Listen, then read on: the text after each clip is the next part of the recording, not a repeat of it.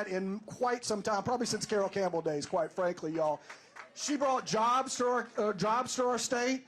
She was tough on illegal immigration. She passed E-Verify. I think we were one of the first in the country to do that. So she knows what needs to be done. She did it here at our level in South Carolina. She's going to do it when she becomes president. Y'all, I'll end with this. South Carolina, y'all know what we do. We pick presidents here.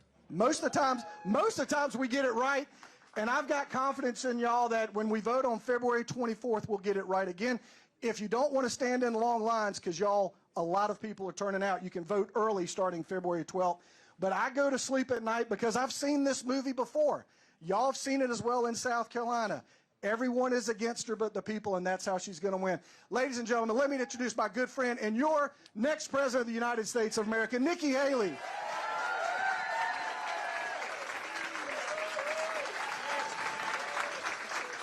Thank you so much. It's great to be with my friend Nathan and so many friends with us. It's a great day in South Carolina.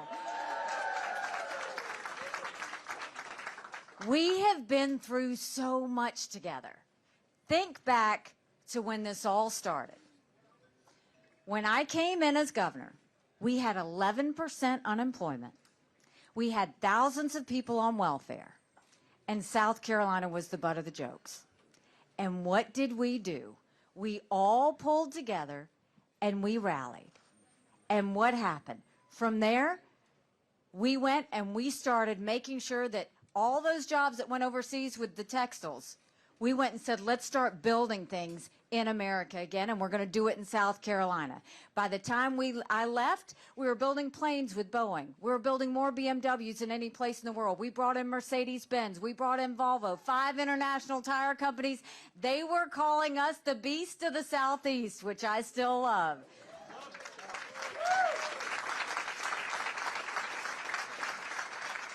We moved that 11% unemployment down to 4%. We announced jobs in every county in the state.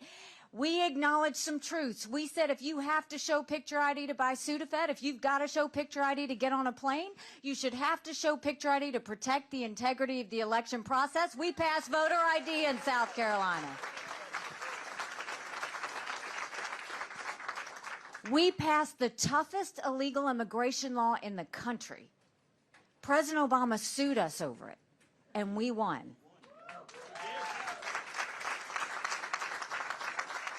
We fought against the Syrian refugees coming in. We fought against Guantanamo Bay prisoners. We passed tort reform. We passed pension reform. We cut taxes. More than that, we moved 35,000 people from welfare to work. We changed our entire prison system, and now we have the lowest recidivism rate in the country.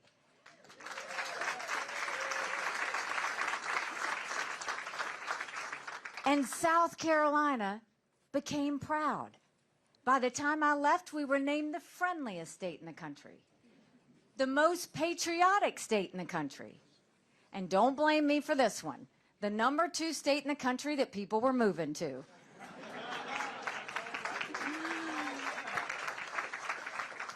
And now you look at where we are now. It's tough to see, right? We're $34 trillion in debt. We're having to borrow money just to make our interest payments. China owns some of that debt. And I would love to tell you that Biden did that to us. But I always spoke in hard truths to you, and I'm going to do that with you today. Our Republicans did that to us too. You go look at that $2.2 trillion COVID stimulus bill that they passed with no accountability. They expanded welfare that left us with 80 million Americans on Medicaid, 42 million Americans on food stamps. That's a third of our country. And did Republicans try and make it right? No, they doubled down and opened up pet projects and earmarks for the first time in 10 years, pushing through 7,000 of them last December. Want to know how they spent your money? $30 million on an honors college in Vermont, $10 million to tear down a hotel in Alaska, $7.5 million on a courthouse in Colorado. All while 1 in 6 American families can't pay their utility bill. 60% of Americans are living paycheck to paycheck. 50% of American families can't afford diapers. Congress has one job, one job, and that's to give us a budget on time. Do you know they've only given us a budget on time 4 times in 40 years? Do you know what we're going to do about that? You don't get us, well,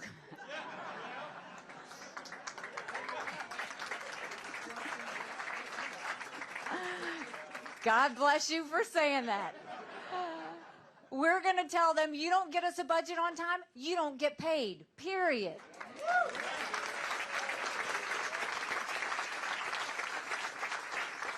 Don't you think it's finally time we had term limits in Washington, D.C.?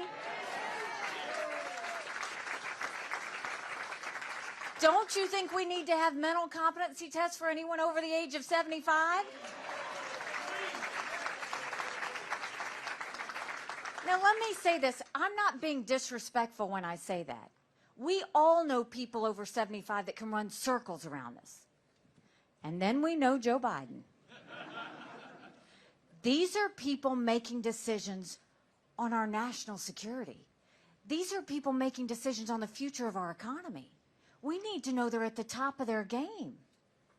So what are we going to do about the economy? The first thing is I think we claw back the $100 billion of unspent COVID dollars that are still out there. Instead of 87,000 IRS agents going after middle America, let's go after the hundreds of billions of dollars. People's needs, not the war machine. Free, free Palestine. Free, free Palestine. Free, free Palestine. Free, free Palestine. Free, free Palestine. Free, free Palestine. Free, free Palestine.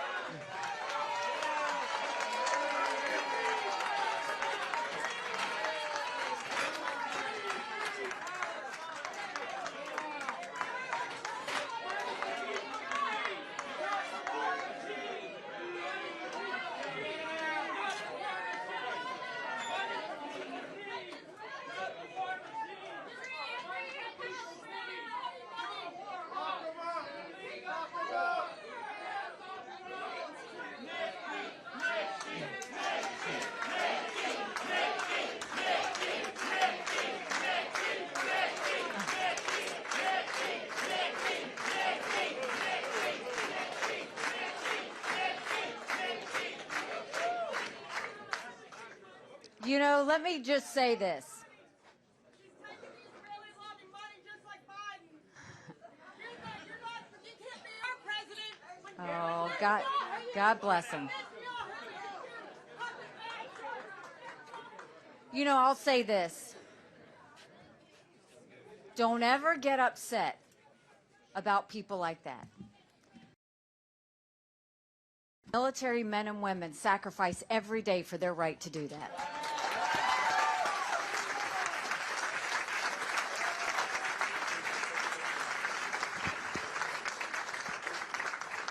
So instead of those 87,000 IRS agents going after middle America, let's go after the hundreds of billions of dollars of COVID fraud. 1 out of every $7 that was spent fraudulently. If 8% of our budget is interest, quit borrowing. Cut up the credit cards. You have to balance a budget every day. I had to balance a budget as governor. Why is Congress the only group that refuses to balance a budget? We'll stop the spending, we'll stop the borrowing, we'll eliminate the pet projects, and I will veto any spending bill that doesn't take us back to pre-COVID levels. That will save us trillions.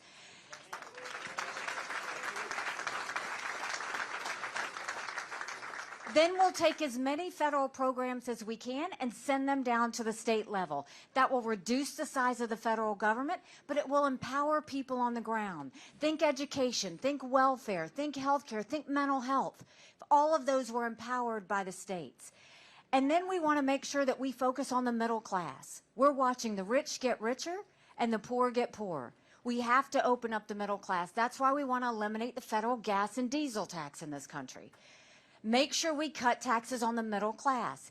And let's make the small business tax cuts permanent. They made them temporary. We need to make them permanent.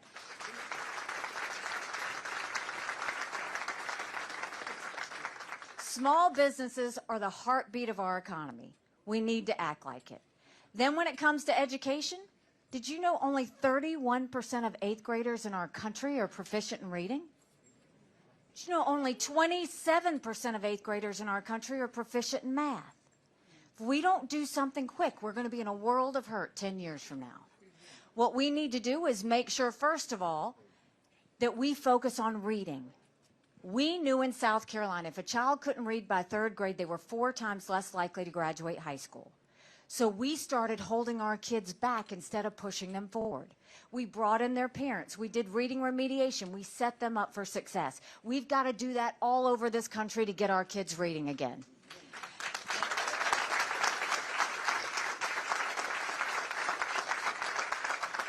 And no parent should ever wonder what's being said or taught to their child in the classroom. We need complete transparency in the classroom.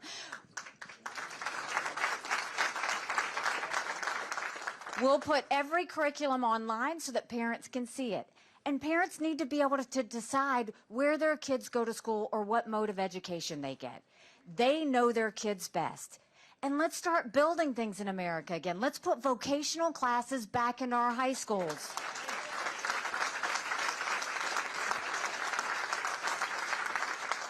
In South Carolina, we put apprenticeships. We taught our kids how to build things before they left school. Let's do that further and go nationwide with it.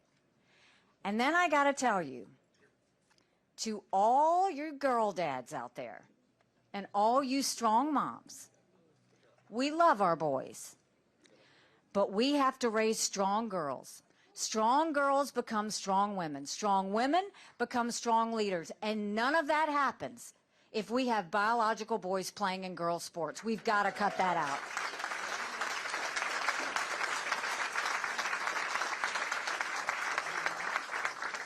And then when it comes to the border, it doesn't even look like the United States of America anymore, what we're allowing to have happen.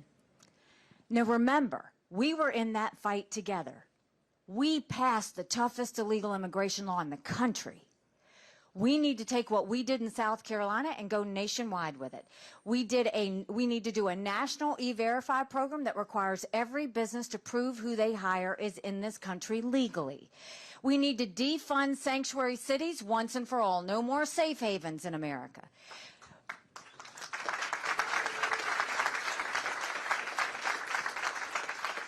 We need to put 25,000 Border Patrol and ICE agents on the ground and let them do their job.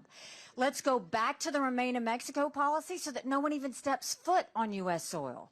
And instead of catch and release, we need to go to catch and deport. That's how we will stop what's happening on the border.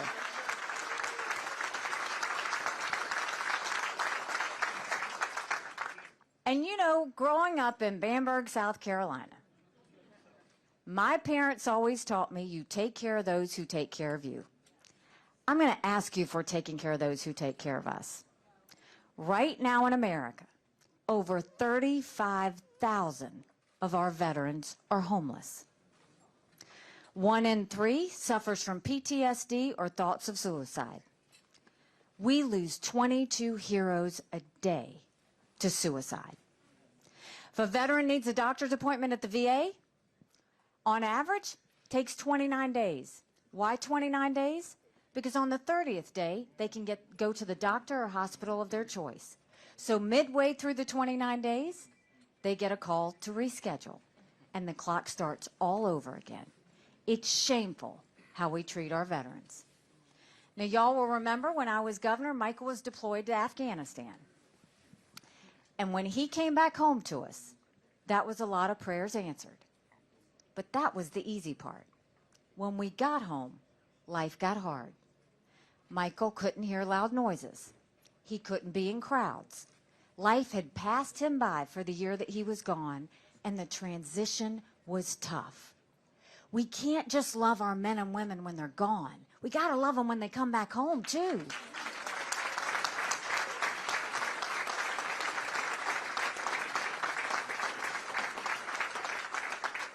So let's do more than just the 2-week transition and send them on their way. Let's do telehealth so they get the mental health care they need right when they need it. Let's let them go to the doctor or hospital of their choice. They've earned that right.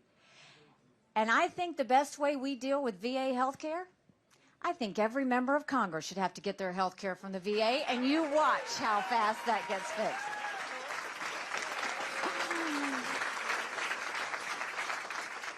It'll be the best health care you've ever seen, guaranteed, I promise.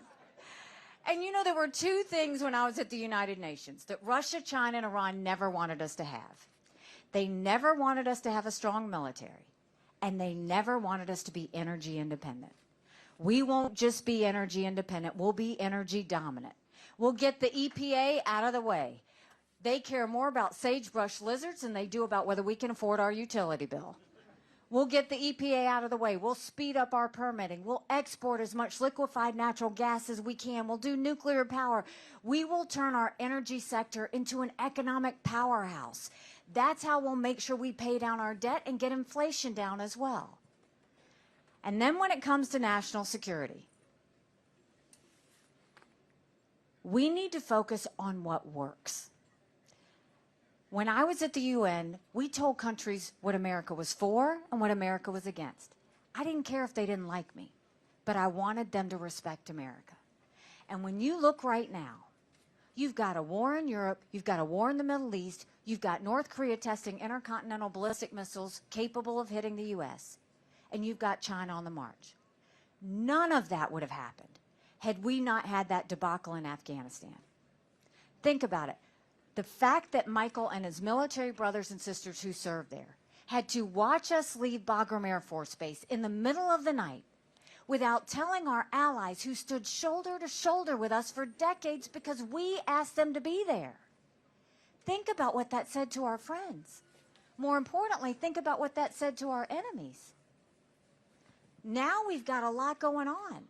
Our focus needs to be on a couple of things. One, having a strong military. Strong militaries don't start wars, strong militaries prevent wars.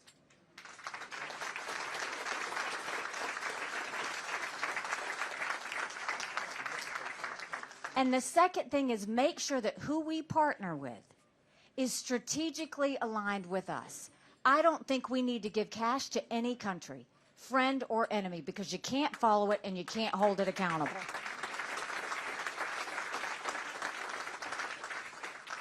We partner with our friends and we tell our enemies what we expect of them. When we moved the embassy from Tel Aviv to Jerusalem, I was proud to take on that fight. But I was mad because I saw how many countries voted against us. And I went to my staff and I said, I want you to put a book together. I want you to list all 193 countries that belong to the UN. I want the second column to be the percentage of times they voted with the U.S. and against the U.S. And I want the third column to be how much foreign aid we gave them. I took that book and I gave it to President Trump. And I said, quit trying to buy friends. Quit paying off enemies. That's not how you do it. Last year we gave $80 billion in foreign aid. You know who we gave it to? Iraq, that harbored terrorists that tried to kill our soldiers. Zimbabwe, the most anti-American African country there is. We gave money to Belarus, who's holding hands with Russia as they invade Ukraine.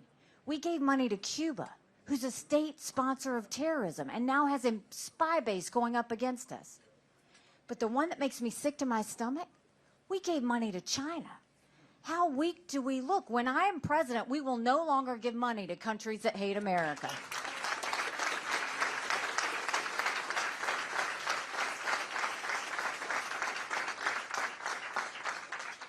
So you know me. We will take that same mentality that we had in South Carolina, and we will fight for freedom and fight for America there in D.C. But let's look at the situation that we have. We have got to acknowledge some hard truths, and I have always spoken to you in hard truths. Republicans have lost the last 7 out of 8 popular votes for president. That is nothing to be proud of. We should want to win the majority of Americans.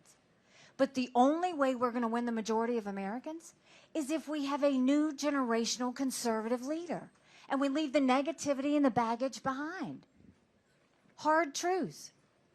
I voted for Donald Trump twice. I was proud to serve America in his administration. But chaos follows him. You know I'm right.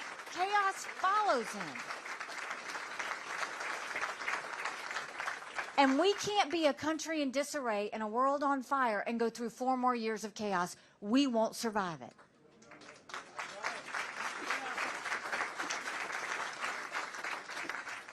Another fact, we will have a female president of the United States.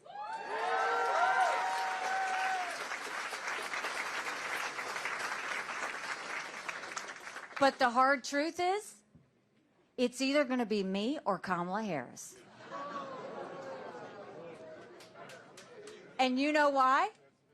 If Donald Trump is the nominee, Joe Biden wins and Kamala Harris becomes president. That's a fact. Look at every one of the general election polls. In every one, another one came out yesterday. Quinnipiac came out yesterday. Donald Trump loses by 7 points to Joe Biden. I'm in every one of those general election polls. I defeat Biden by up to 17 points.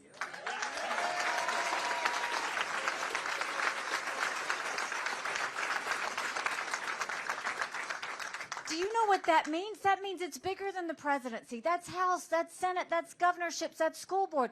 But more than that, you win with a double-digit win going into D.C., guess what? That's a mandate to get rid of our out-of-control spending and get our economy back on track, a mandate to get our kids reading again and go back to the basics in education, a mandate to secure our borders with no more excuses, a mandate to bring law and order back to our country, and a mandate for a strong America we can all be proud of. Don't you want that?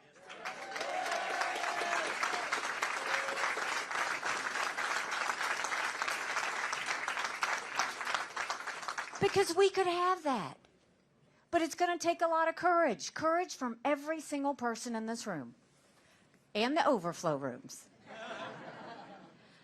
Courage for me to run. And courage for every one of you to know, don't complain about what happens in a general election if you don't participate in this primary.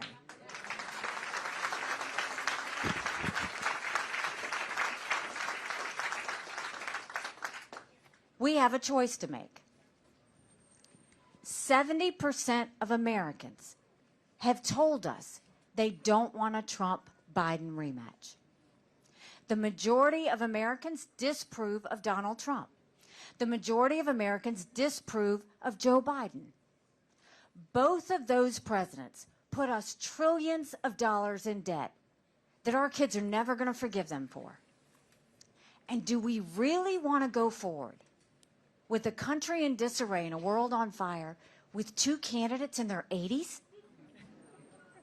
We need someone who can go 8 years hard and make sure we get things back on track. And you look now at what's happening. Trump has surrounded himself with the political establishment. The same political establishment that has gotten nothing done with us. Nothing for us at all. And then after New Hampshire, you know, we started in Iowa, we had 2%, and we moved up to 20%. We had 14 people in this race. We got rid of 12 of the fellas. We got one more we got to catch up to.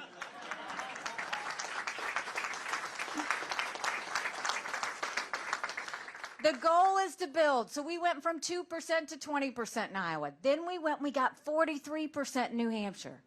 But you know what the tall tale of that is? Donald Trump didn't get 43% of the vote. That should scare you. Then you go and you look at the night of New Hampshire, and he literally throws a temper tantrum on stage. He was completely unhinged because he had told everybody I was going to lose by 25 or 30 points, and we got 43. Then the next day, he went and he said, anybody that supports Nikki Haley is barred permanently from MAGA.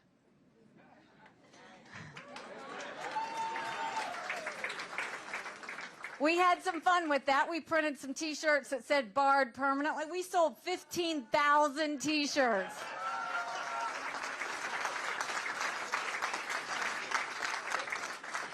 Then the next day he goes in and he pushes the RNC to name him the presumptive nominee.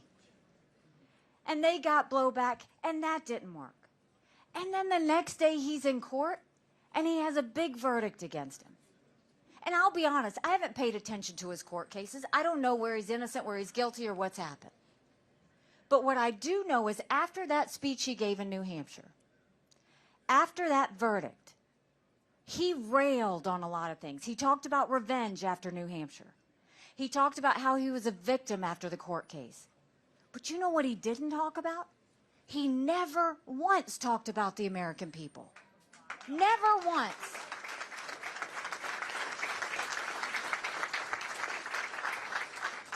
He talked about himself. And now it comes out, our campaign reports have come out, and he's used $50 million of his campaign funds on legal fees. His court cases have just started. There are 2 more in March, and it goes out for the rest of the year. Do you really think he's going to win against Joe Biden when he's spending all of that money on legal fees? He's not. So this is what I'll tell you. We have done it in South Carolina before. We can do it in South Carolina again. But what it's going to take is for everybody to go and find every one of your friends and family members, and you know who they are, that only vote in a general election. They don't typically vote in primaries. The story about primaries, if you vote in a general election, you're given a choice. If you vote in a primary, you make that choice.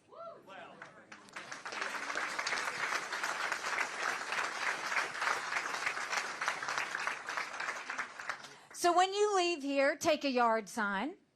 When you leave here, go tell your friends and family to vote early starting February 12th. When you leave here, have 5 people every day that you say, did you go out and vote, and make sure it happens. And when you leave here, keep the faith, because we're going to be okay. We just got to do the work. All good things don't come easy. They come when you go through the burn. They come when you go through the hurt, because that's the only way you appreciate the blessing.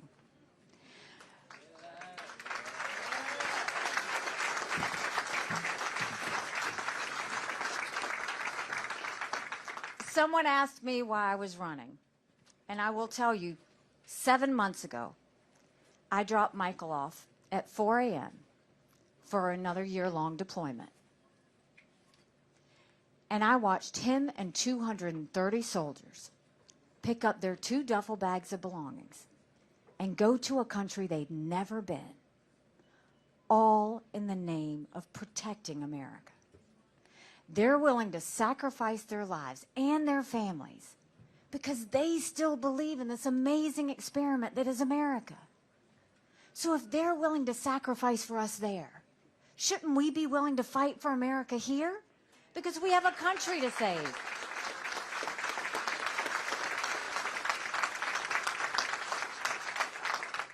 You do for me what you did those 2 times in South Carolina, and I will do for you what I did as governor. I will work every day to prove to you that you made a right decision. Thank you so much, Columbia. I appreciate it. God bless you.